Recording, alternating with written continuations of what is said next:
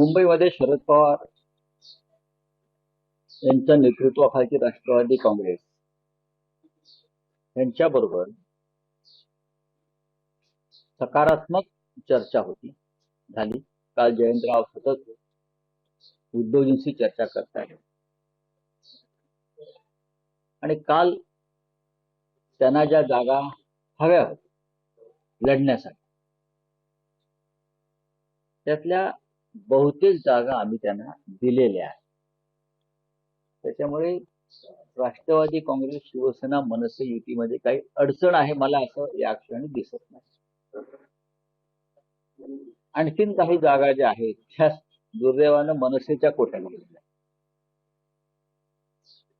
पण तरी आम्ही त्यांचं समाधान करू शकलो.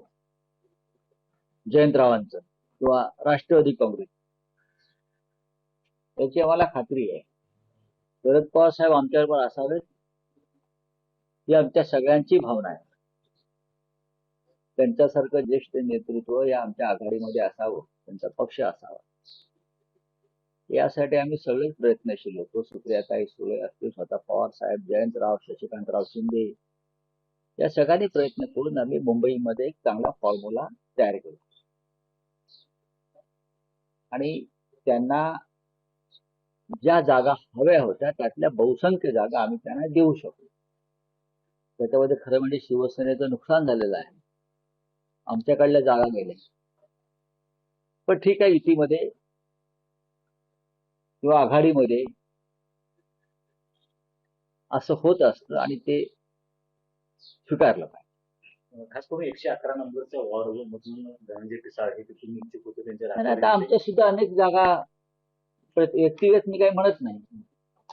आता आम्ही ज्या मनसेला जागा दिल्या त्या आमच्या सिटिंग जागा बऱ्याचशा, किंवा शरद पवार साहेबांच्या पक्षाला आम्ही जागा दिल्या त्या आमच्या सिटिंग जागा. तिथे आमचे लोक नाराज झाले आहेत ना. व्यक्तिगत कशा करता बोलतोय. आमच्याही लोकांमध्ये तिथे अस्वस्थता आहे ना. त्यांची संधी गेली ना. पण आघाडीमध्ये आणि युतीमध्ये ह्या गोष्टी पाहायच्या नसतात. कारण ही आघाडी आणि युती जी आहे ही एका विशिष्ट हेतूने झालेली असते. मुंबईचा विषय आहे, महाराष्ट्राचा विषय आहे, भाजपच्या पराभवाचा विषय आहे. भविष्यामध्ये जेव्हा सत्ता येईल तेव्हा अनेक पद उपलब्ध होतात. त्याच्यामध्ये या सर्व ज्यांच्यावर अन्याय झाला त्या कार्यकर्त्यांना सामावून घेतलं जाईल ही आमच्या सगळ्यांची भूमिका आहे.